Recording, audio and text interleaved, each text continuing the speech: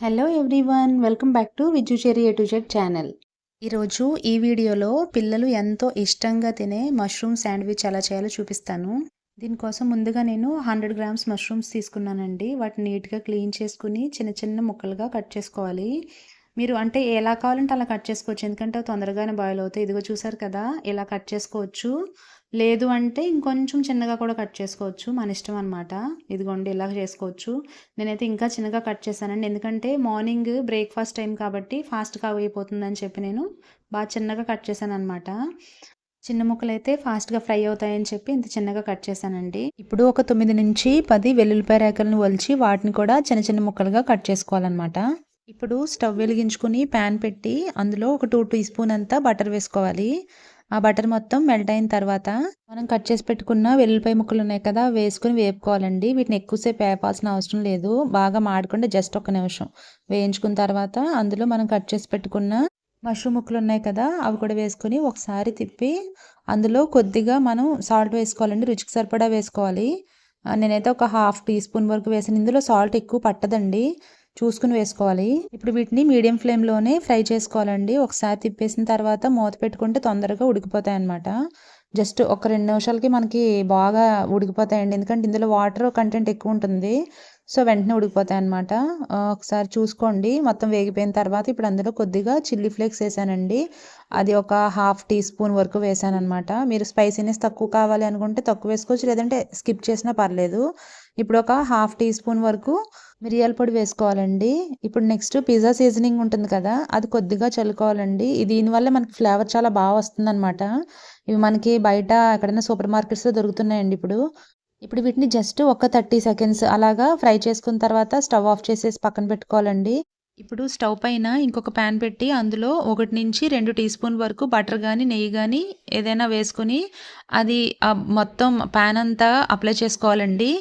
ఈ బటర్ మొత్తం మెల్ట్ అయిన తర్వాత అందులో బ్రెడ్ వేసుకుని కాల్చుకోవాలన్నమాట. 2 వైపులు కాల్చుకోవాలండి. నేనైతే ఇక్కడ హోల్ వీట్ బ్రెడ్ తీసుకున్నానండి. అంటే శాండ్విచ్ బ్రెడ్ తీసుకోలేదు. హోల్ వీట్ బ్రెడ్ హెల్త్కి మంచిది కదా అని చెప్పి నేను అదే తీసుకున్నాను అనమాట. ఇప్పుడు ఈ బ్రెడ్స్ అన్నిటిని కూడా మీడియం టు లో ఫ్లేమ్లో పెట్టుకొని 2 వైపులా బాగా కాల్చుకోవాలండి. మీ దగ్గర టోస్టర్ ఉంటే కనుక టోస్టర్తో కాల్చుకోవచ్చు. ఇప్పుడు ఇలా 2 వైపులా కాల్చుకున్న బ్రెడ్ని తీసి పక్కన పెట్టుకోవాలండి.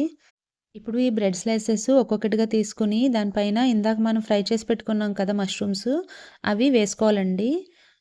మష్రూమ్ పీసెస్ అన్నీ కూడా బ్రెడ్ అంతా స్ప్రెడ్ చేసుకున్న తర్వాత ఇప్పుడు దానిపైన చీజ్ వేసుకోవాలండి. మీ దగ్గర కనుక మొజరెల్లా చీజ్ ఉంటే అది వేసుకోవచ్చు డైరెక్ట్గా. నా దగ్గర లేదండి అది, అందుకని చెప్పి నేను చీజ్ క్యూబ్ ఉంటుంది కదా, ఆ క్యూబ్ని ఇలా గ్రేట్ చేసి వేసుకున్నాను అనమాట. మీరు చీజు ఎంత క్వాంటిటీలో వేసుకోవాలన్నది మీ చాయిస్ అండి. నేనైతే ఎక్కువే వేసానండి, ఒక దానికి వచ్చి ఒక క్యూబ్ చొప్పున అలా వేసాను అనమాట. ఇలా చీజ్ వేసిన తర్వాత ఇప్పుడు ఇంకొక స్లైస్ తీసుకుని దానిపైన పెట్టి ఒక పక్కన పెట్టుకోవాలండి. అలాగే ఇప్పుడు మిగిలిన స్లైసెస్ ఉన్నాయి కదా, వాటికి కూడా సేమ్ ఇందాక ప్రాసెస్లోనే ప్రిపేర్ చేసి పక్కన పెట్టుకోవాలండి. ఇది చాలా ఫాస్ట్గా అండ్ ఈజీగా అయిపోయే రెసిపీ అండి, అండ్ పిల్లలకు కూడా చాలా ఇష్టపడతారనమాట. ఇప్పుడు ఇలా ప్రిపేర్ చేసి పెట్టుకున్న శాండ్విచెస్ అన్నిటిని కూడా ముందుగానే ప్రీ హీట్ చేసి పెట్టుకున్న ప్యాన్లో పెట్టాలి.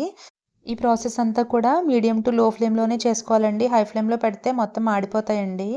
ఇప్పుడు వీటిపైన లిడ్ కూడా పెట్టుకోవాలండి. అప్పుడు మొత్తం ఆ వేడంతా కూడా బాగా స్ప్రెడ్ అయ్యి మనకి చీజ్ అంతా కూడా బాగా మెల్ట్ అవుతుందన్నమాట. ఈ చీజ్ మెల్ట్ అవ్వడానికి ఒక 5 to 7 మినిట్స్ వరకు పడుతుందన్నమాట. ఇప్పుడు ఇలా ప్రిపేర్ చేసుకున్న శాండ్విచెస్ని ఒక చాపింగ్ ప్యాడ్ పైన తీసుకొని ఇలా క్రాస్గా కట్ చేసుకుని సర్వ్ చేసుకోవడమేనండి. ఇది చీజ్ వేయడం వల్ల అన్హెల్దీ అనుకుంటారు కానీ ఇది హెల్దీ ఫుడ్డేనండి, ఎందుకంటే ఇందులో మనం బ్రెడ్ ఉంది కదా, బ్రెడ్ నేను హోల్ వీట్ యూస్ చేశాను. హోల్ వీట్ అంటే మైదా కాదు కాబట్టి చాలా హెల్దీ అండి. అండ్ అలాగే మష్రూమ్స్ కూడా చాలా న్యూట్రిషియస్ వాల్యూస్ ఉంటాయి కదా మష్రూమ్స్లో, సో అది కూడా హెల్త్కి మంచిదన్నమాట. చీజ్ అంటే మనం రెగ్యులర్గా డైలీ ఏమి ఇవ్వం కదా పిల్లలకి, ఒక మంత్లీ వన్స్ అలా ఇలా చేసి పెట్టామనుకోండి, వాళ్ళు కూడా చాలా హ్యాపీగా తింటారు. అంతేనండి. ఈ వీడియో కనుక నచ్చినట్లయితే లైక్ చేసి మీ ఫ్రెండ్స్ అండ్ ఫ్యామిలీ మెంబర్స్తో షేర్ చేయండి. అలాగే నా ఛానల్ని సబ్స్క్రైబ్ చేసుకోండి. అండ్ పక్కనున్న గంట సింబల్ని ప్రెస్ చేయడం మర్చిపోవద్దు, ఎందుకంటే నేను పెట్టే కొత్త కొత్త వీడియోస్ నోటిఫికేషన్స్ అది ప్రెస్ చేస్తేనే వస్తాయి మీకు. Thank you so much.